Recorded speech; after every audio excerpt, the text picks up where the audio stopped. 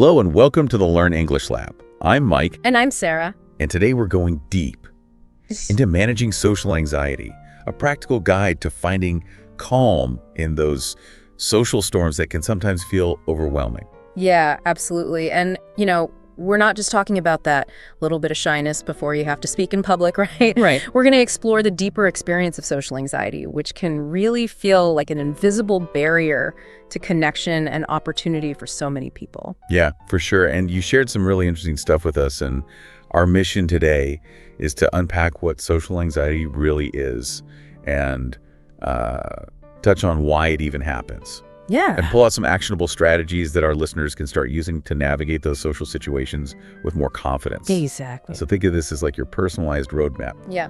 Right? Yeah. We're going to be covering understanding those fundamentals and then getting to those practical techniques you can integrate into your daily life. Yeah. So whether you struggle with small talk or giving presentations or just feeling comfortable, hanging out in groups, Yeah. we're here to kind of guide you through it. Exactly. And, I think it's important to start by recognizing that social anxiety is more than just a fleeting feeling of nervousness. Right. It's this deep-seated worry about being judged or scrutinized or rejected in social interactions.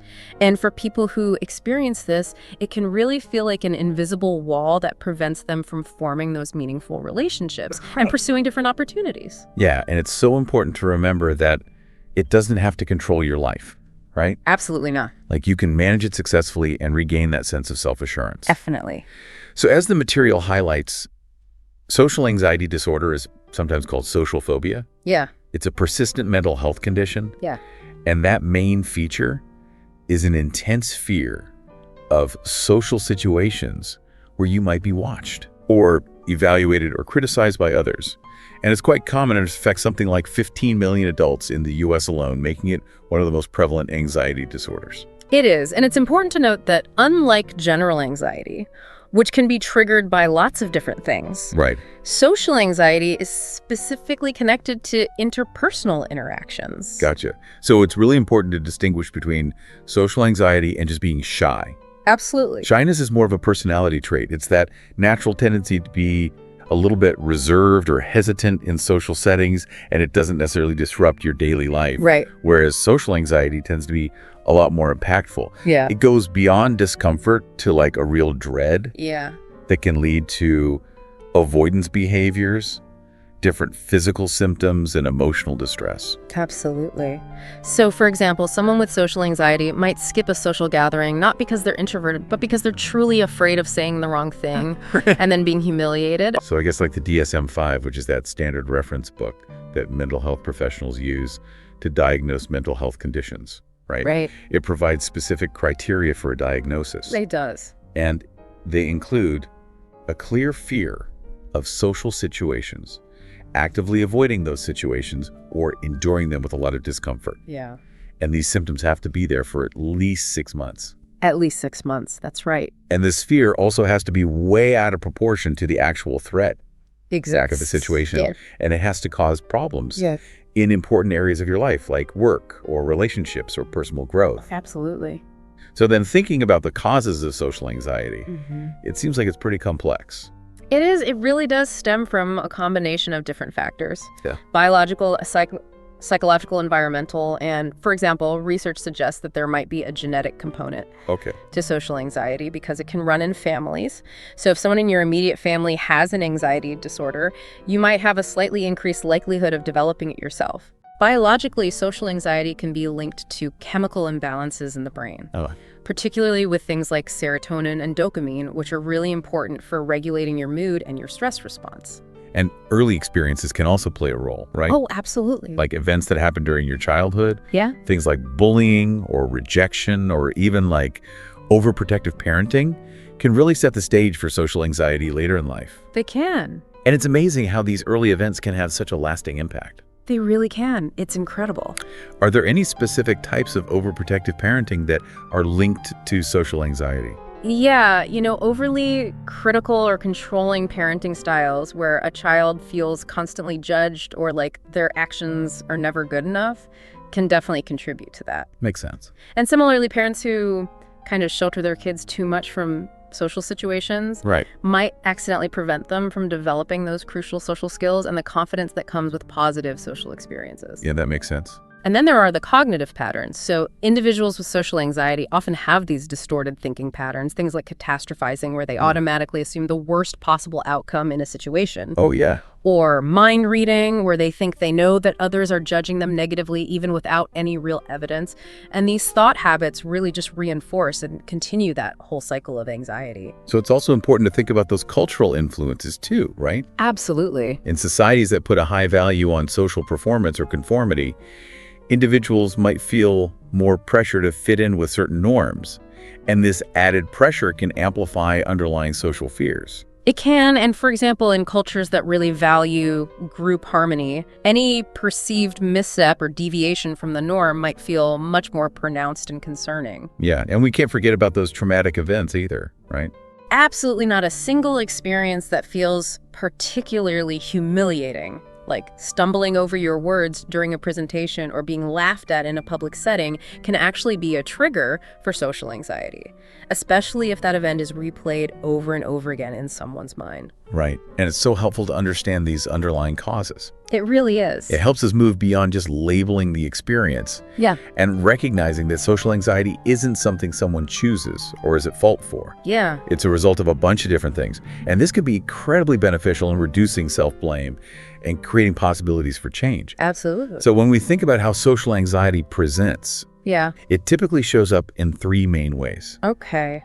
physical symptoms, emotional experiences, and behavioral patterns. Right. So physically, you might experience a rapid heartbeat, increased sweating, trembling, blushing feelings of nausea or dizziness, or just a tightness in your chest. Yeah. And these are all your body's natural fight or flight response kicking in, Yeah. even in situations where there's no real danger. That's right. And emotionally, it can involve those intense feelings of fear and self-consciousness, and even a sense of impending doom. Yes. It's like you feel everyone's watching you, waiting for you to make a mistake or fail in some way. Absolutely. And behaviorally, it can lead to things like avoiding eye contact, speaking softly, or even completely avoiding social events altogether. Right.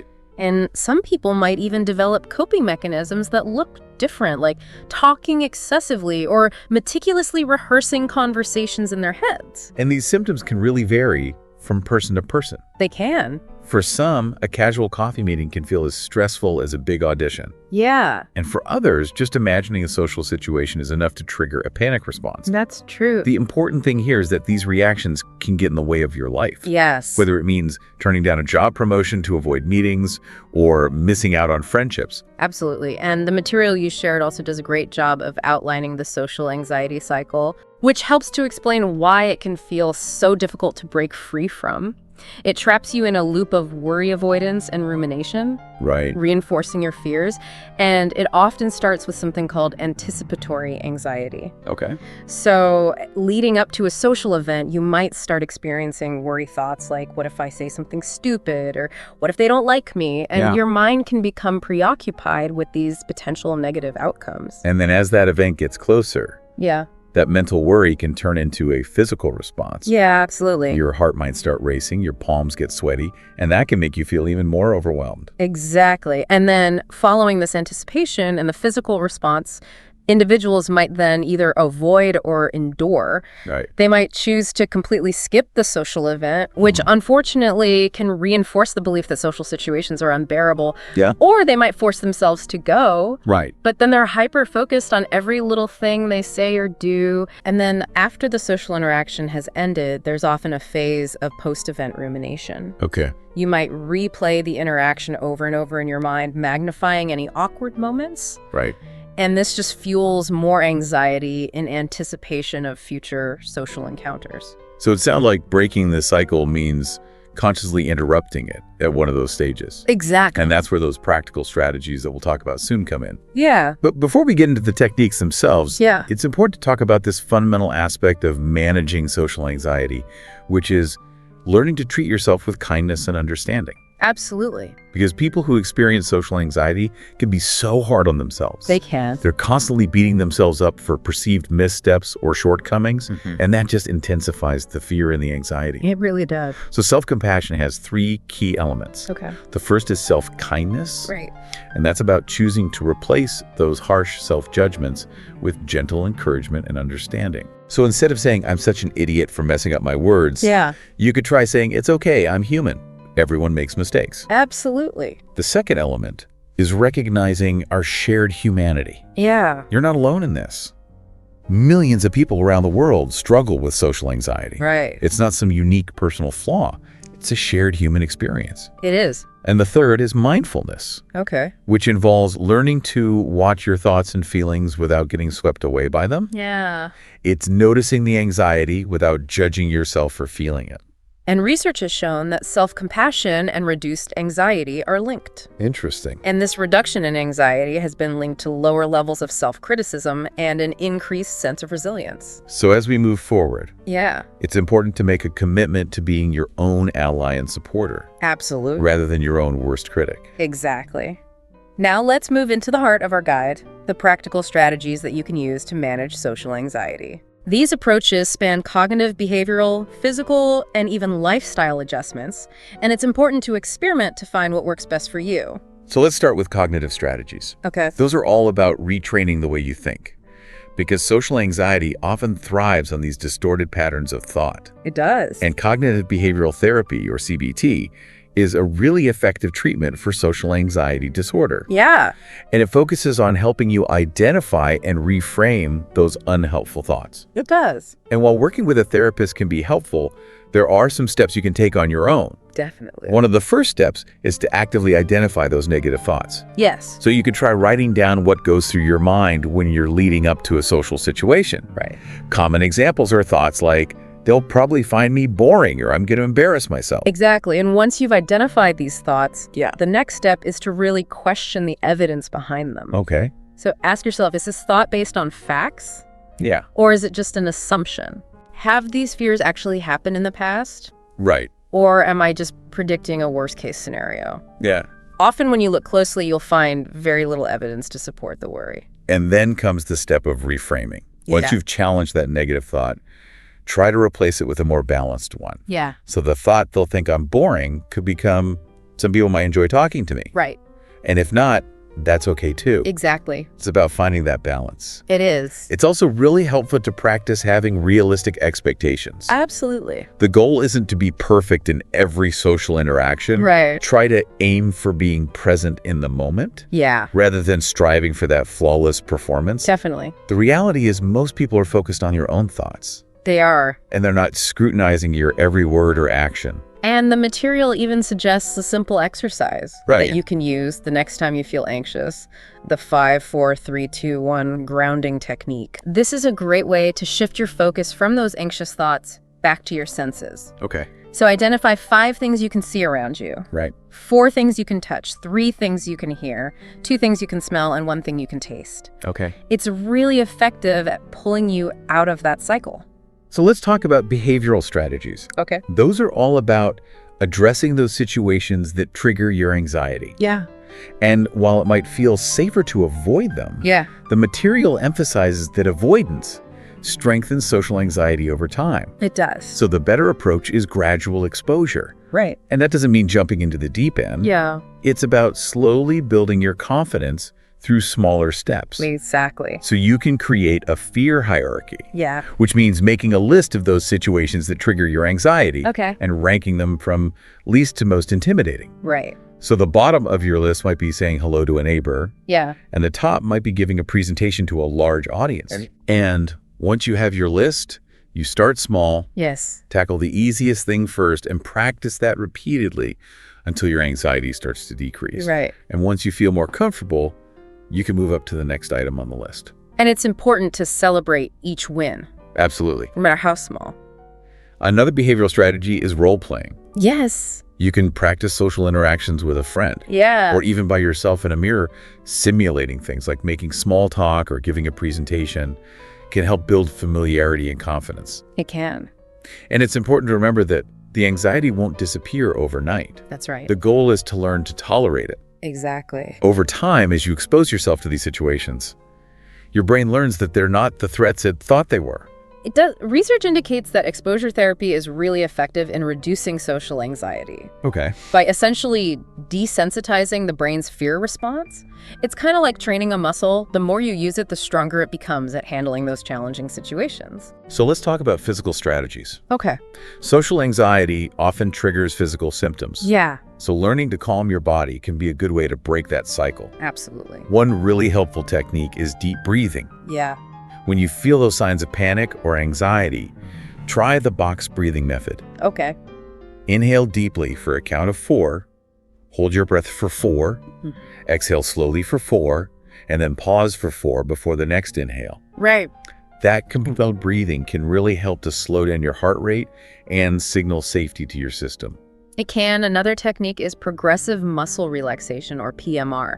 Okay. And this involves tensing and then releasing different muscle groups. Okay. You typically start at your toes and work up to your face, Right. focusing on releasing any tension. Some people also find grounding objects helpful. They do. That could be carrying a small item with you, like a stone or a keychain that you can fidget with. Right. That can keep your hands busy and anchor your mind in the moment. Exactly. And even adjusting your posture can make a difference. Try standing tall with your shoulders back.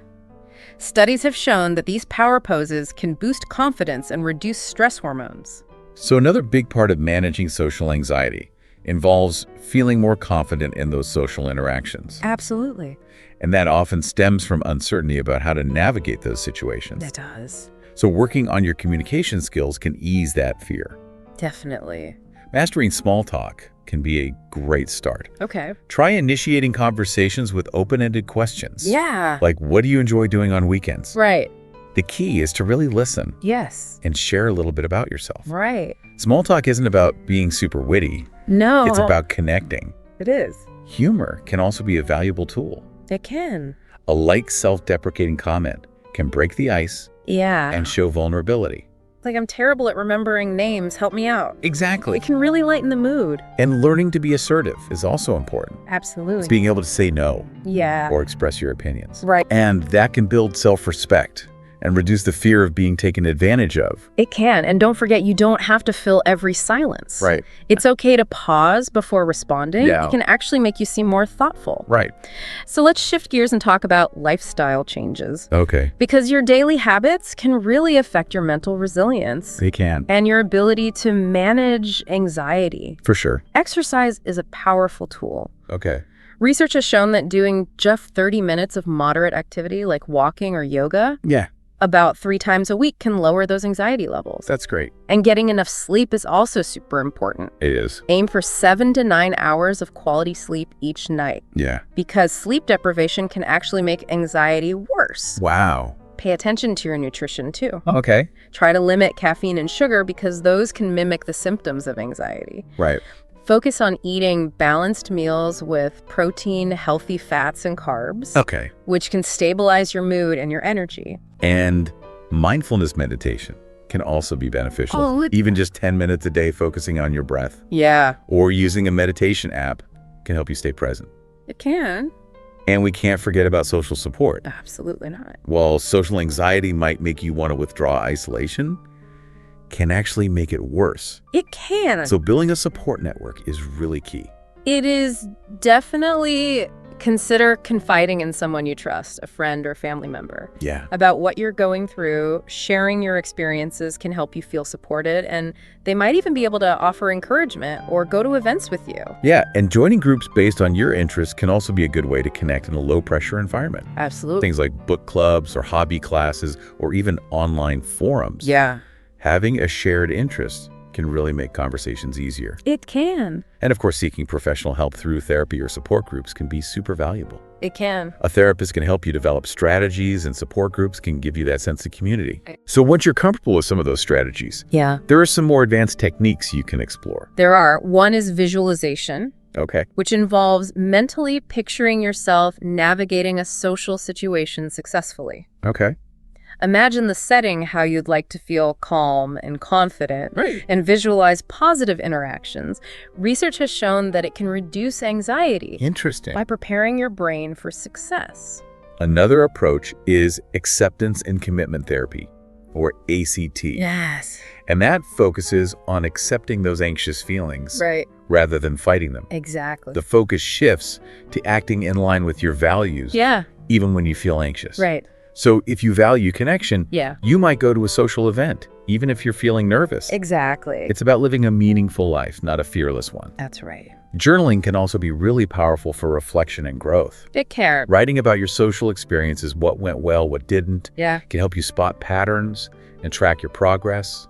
And finally, if those self-help strategies aren't enough, Yeah. seeking professional help is a sign of strength. It is. So think about therapy options like CBT or ACT, Right. or even talking to a psychiatrist about medication. There's no shame in getting expert support. Absolutely. Not to illustrate how these strategies can work. Imagine you have a work meeting that's making you anxious before the meeting.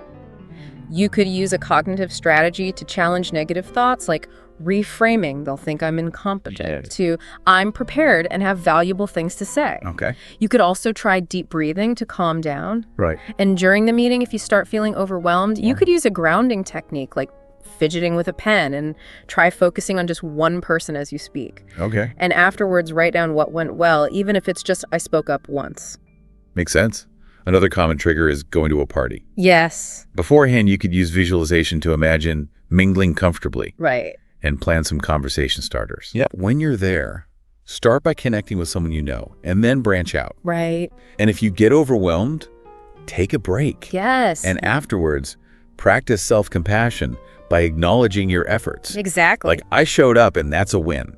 And for people who get anxious about public speaking, the preparation might involve rehearsing. Yeah. But don't overdo it. Right. Accept that some nerves are normal. Yeah. During your presentation, focus on your message, Right. not the audience's faces.